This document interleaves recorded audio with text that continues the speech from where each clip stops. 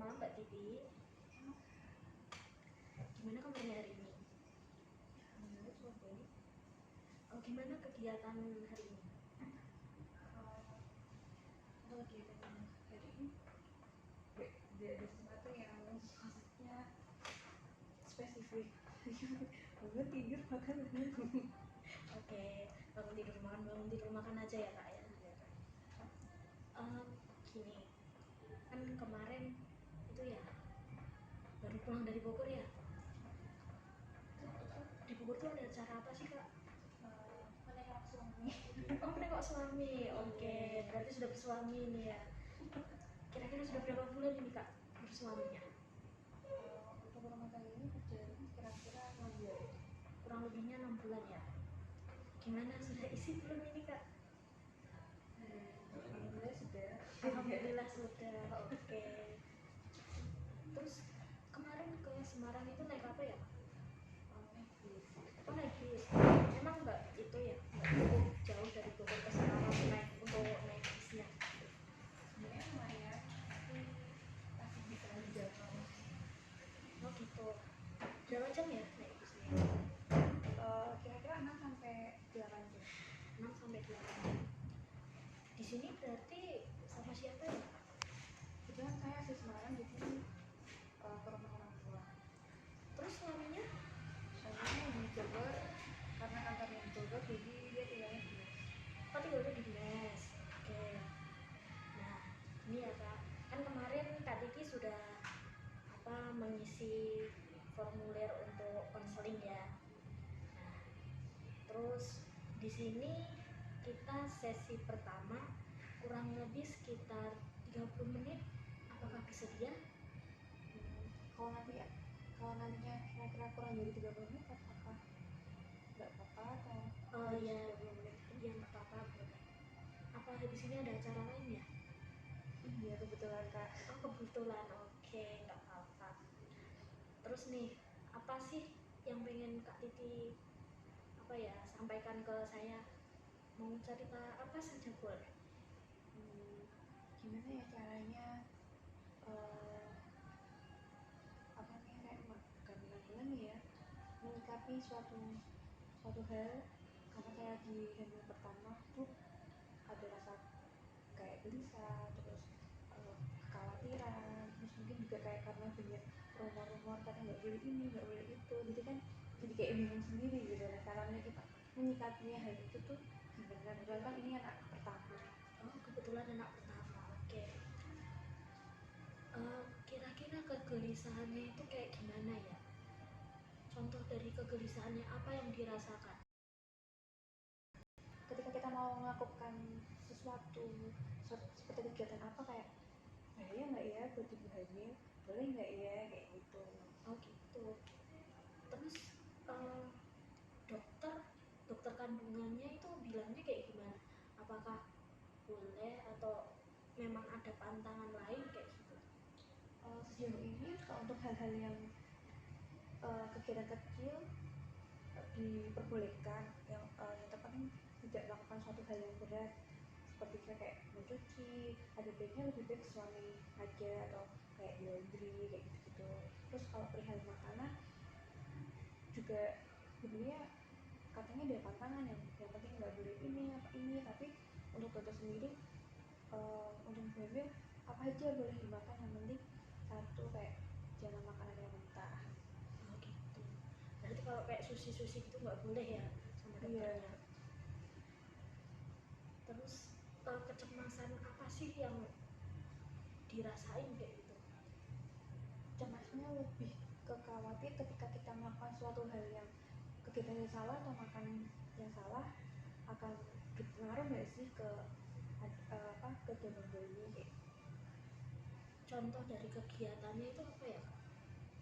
Atau contoh dari makanannya, misal makan mie atau apa kayak gitu? Nah itu, misalnya kita makan pedes, takutnya ntar anaknya itu nggak ya, kerasa kayak kepedesan nggak ya, dia merasakan pedes juga atau kayak gimana, kayak gitu. Terus misalnya kita berkegiatan yang berat, nanti adiknya juga ngerasain nggak ya, atau kira-kira aman nggak ya. Oke.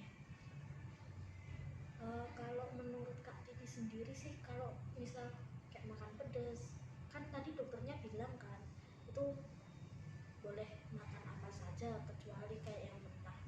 Nah itu kalau menurut Kak Titi sendiri, apakah kalau makan pedas itu berpengaruh nggak sih? Kalau menurutnya Kak Titi sendiri, bukan dari omongan orang lain kayak gitu. Kalau saya kira-kira kayaknya enggak ya, karena kan maksudnya segala sesuatu yang kita makan kayaknya bayinya itu juga gak merasakan yang pedas juga gitu, kayak gitu sih. Cuman ya itu kita kayak harus banyak mencari literasi yang gimana yang kayak kita kok kayaknya nggak apa-apa nih, aman nih kayak gitu. Oke. Terus dari kekhawatiran, kegelisahan kayak gitu, apa sih yang bikin paling paling khawatir kayak gitu? Soalnya kan tadi mikirnya juga kalau makan pedes kan bayinya mikirnya dirinya kan bayinya itu nggak ngerasain pedes kayak gitu kan. Soalnya kan juga bayinya kan makan dari itu ya, apa, dari Apa yang ibu makan? apa yang ibu makan, terus makannya itu kan dari yang tali pusar itu kan. Nah itu tuh kalau menurut saya juga sih mungkin itu juga nggak berpengaruh, soalnya kan bayi itu kan nggak makan langsung dari mulutnya kayak gitu kan. Nah terus kekhawatiran apa sih yang memang bikin berlebihan banget untuk saat ini? Mungkin khawatirnya kayak lebih itu ya, eh, apa namanya, kayak terlalu dengerin omongan dari orang tua atau orang-orang yang sebenarnya itu aman, tapi jadi kita kayak kayaknya bener nih omongannya orang ini.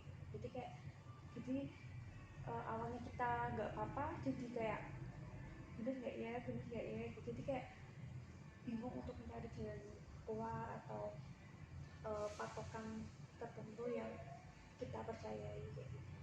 Oh berarti kayak jadi parno kayak gitu Ya, ya? kayak gitu bener. Oke. Terus kok orang-orang sekitar bilang kayak gitu, emang mereka udah ada pernah mengalami atau cuman kayak denger denger denger dari mana kayak gitu?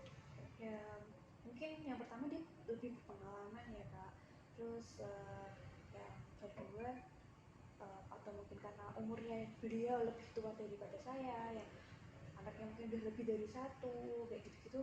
Dan mungkin kan ini merasa senior nih, jadinya eh, pasti apa yang mereka bilang ya sesuai dengan apa yang mungkin mereka rasakan atau dari pengalaman-pengalaman sekitar orang-orang itu. Terus kalau untuk selama ini kan kandungannya juga nggak apa-apa ya itu ya?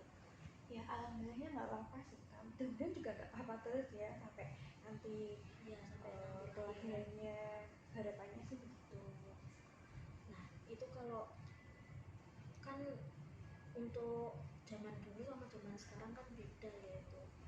Nah sikap apa sih yang diambil, kan kalau orang-orang bilang zaman dulu kayak gini kayak gini kayak gini, kalau sekarang kan pasti beda. Sekarang kan kita percayanya juga sama dokter kan. Nah itu untuk menyikapi hal itu, Mbak Titi tuh kayak gimana cara menyikapinya kayak gitu? Untuk omongan-omongan orang ya cukup saya tampung dan dengarkan tanpa saya sanggah, tapi saya juga mencari kebenarannya dari kayak di internet atau mungkin ketika waktu saya apa namanya kontrol, terus kemudian saya konsultasikan ke dokter bagaimana tentang hal-hal ini, apakah misalnya boleh, apakah emang itu berpengaruh. Jadi kayak saya nggak 100% percayai atau mengiyakan apa yang orang-orang sekitar saya yang apa yang mereka omongin. Terus apa sih yang memang jadi harapan untuk saat ini? Apa yang keinginan paling besarnya? Keinginan paling besar adalah semoga apa yang saya lakukan maksudnya berdampak baik untuk adiknya kak, ya untuk harapannya ya lahirannya normal, terus juga adiknya sehat, sayangnya juga sampai pas kelahiran nanti. Oh, berarti keinginannya itu kandungannya normal kayak gitu ya. Iya. Terus ingin lahirnya juga normal ya. Kalau bisa Kalau mudah bisa. deh. Tapi kalau kata dokternya itu apakah memang bisa atau ada hal yang bikin harus sesar kayak gitu? Karena ini usia kandungannya masih dibilang masih muda, jadi untuk hal-hal mendekati kelahiran belum ke arah sana sih. Apakah ini nanti bisa normal, apakah ini nanti bisa kayaknya harus sesar, kayak belum ada omongan atau gambaran kayak gitu sih. Gitu. Oke.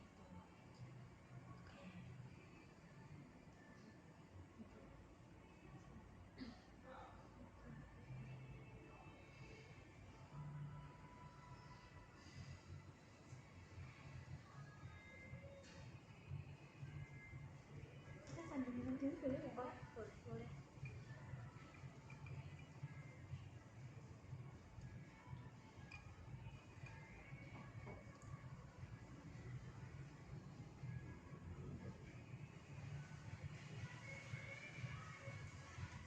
Terus kan memang belum ada itu ya, ada obrolan sama dokternya tentang kelahirannya apakah normal atau tidak kayak gitu. Nah, itu biasanya itu omongan kayak gitu tuh umur berapa bulan ya? Kebetulan saya juga belum kontrol lagi ya, tapi kemungkinan di usia kandungan 8 bulan mungkin ya, Kak. Soalnya kan udah mulai kelihatan nih, kayak misalnya dari segi beratnya, atau mungkin ada hal-hal yang lain yang mempengaruhi apakah itu bisa normal, apakah harus sesar. Terus ini kenapa kok memang belum kontrol ya? Iya, kebetulan memang belum jadwalnya, baru besok Rabu mau kontrol. Oh gitu, besok Rabu mau kontrol ya. Oke.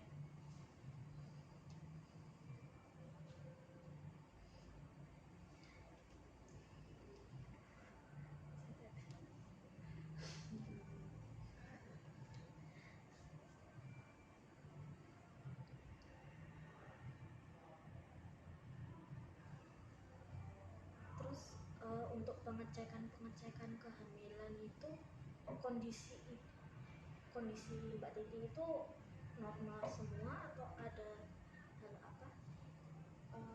Kalau untuk hasil kontrol bulan lalu, keadaan adik maupun saya sendiri itu normal semua sih, Kak. Nggak ada keluhan atau hal yang lain kayak gitu. Gitu. Kan biasanya kan mual-mual atau apa kayak gitu ya, itu nggak ada ya? Kalau untuk manual itu saya rasain ketika TM1. Kebetulan ini kan udah 5 bulan, jadi udah rasa lebih jauh lebih enak daripada di masa TM1 itu.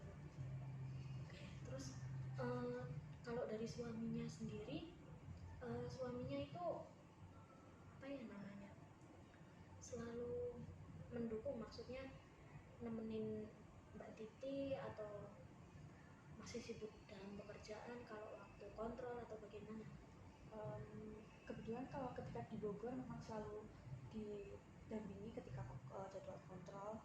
Cuman karena kita sekarang kondisinya lagi LDR, jadi untuk kontrol saya ditemani ibu saya, tapi dia selalu memastikan kayak lewat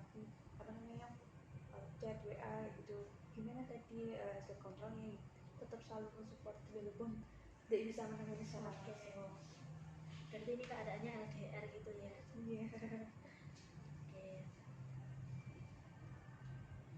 Terus tadi kan keinginannya memang pengen ya lahir normal kayak gitu. Kenapa kok pengen lahirnya itu normal? Apakah memang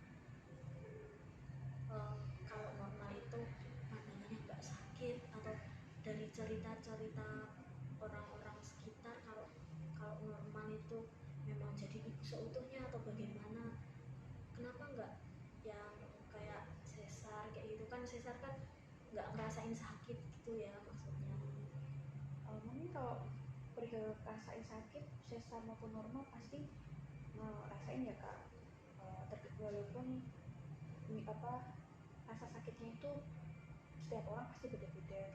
Kalau kenapa pengennya normal, karena mikir jangka kedepannya itu apa namanya, kayak masa pemulihannya itu lebih cepat daripada sesar kayak gitu. Terus kalau misalnya sesar itu juga jadi riskan ketika kita mau berkegiatan, jadi kayak nanti takut ceritanya rembes atau apa namanya, kayak takut ceritanya kayak robek atau apa kayak gitu. Oh berarti memang diri sendiri pun ingin normal gitu ya? Iya, jadi pengen rasainnya sakit udah gitu. Enggak, nanti kalau saya hamil lagi kayaknya harus buka lagi. Kalau sesar kan kayaknya kayak gitu, walaupun belum tahu ya rasanya gimana. Oke. Terus kalau dari suami apakah memang harus normal atau ya kalau memang nggak bisa normal ya udah nggak apa-apa sesar atau bagaimana ya? Kalau dari suami sendiri tidak mengharuskan atau kayak kamu harus normal sih, nggak ada sih. Kayaknya mau normal ataupun sesar harapannya ya yang penting ibu sama adiknya sehat, terus tidak ada suatu halangan apapun. Terus kalau dari orang tua, nah orang tua kan biasanya mending sesar, mending normal kayak gitu. Kalau dari orang tua bagaimana? Dari orang tua sendiri ya itu lebih mendukung ke normal sih. Malah kata beliau, kayak aku nanti malah lahirnya cepet gampang kayak gitu, biar kalau misalnya kegiatan kedepannya atau jangka panjang kedepannya itu lebih gesit daripada yang orang yang melahirkan secara sesar Kayak gitu loh.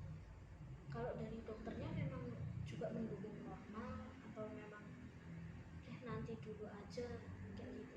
kalau itu balik lagi sih ya kak, kan kita juga belum tahu ya kondisi semakin nanti bertambahnya usia kandungan itu gimana keadaan kandungannya itu.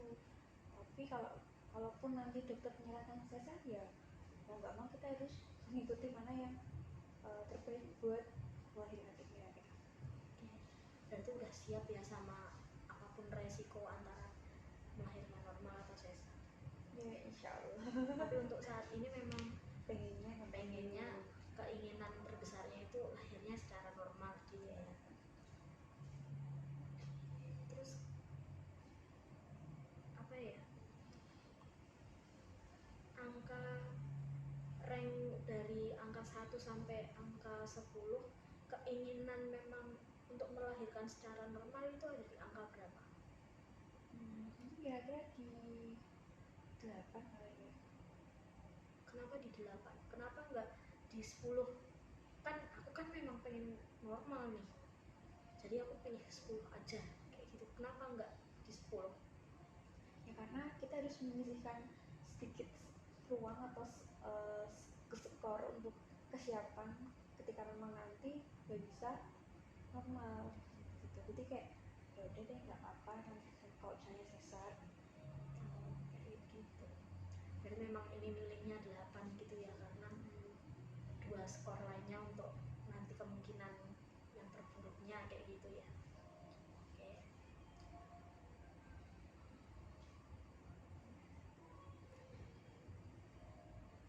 Ini kira-kira sudah cukup sampai di sini dulu atau gimana ya kak? Oh, ini berarti mau langsung ada kegiatan lain gitu ya? Iya kebetulan udah setengah 8 ini. Oke. Jadi untuk tadi kan memang keinginannya memang sangat ingin sekali melahirkan secara normal gitu ya.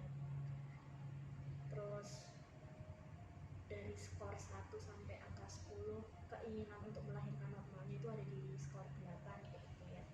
Oke.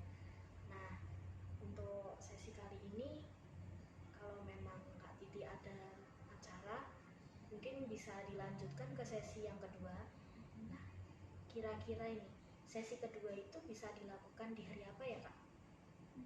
Saya ikut aja kak.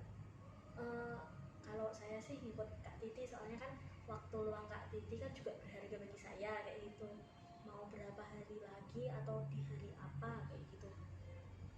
kebetulan saya emang terus sih, jadi kira-kira hari apapun ya insya Allah saya bisa, mungkin kalau di weekend minggu depan juga nggak apa-apa. Oh baik, untuk weekend hari Sabtu atau hari Minggu ya Kak? Ini bisa di hari Minggu kayak sekarang. Oke, berarti di hari Minggu di minggu depan ya Kak. Oke, untuk sesi kali ini kita cukupkan segini dulu, tidak apa-apa. Jadi kita lanjutkan di sesi yang kedua untuk konseling kali ini. Oke, terima kasih. Ya, sama-sama.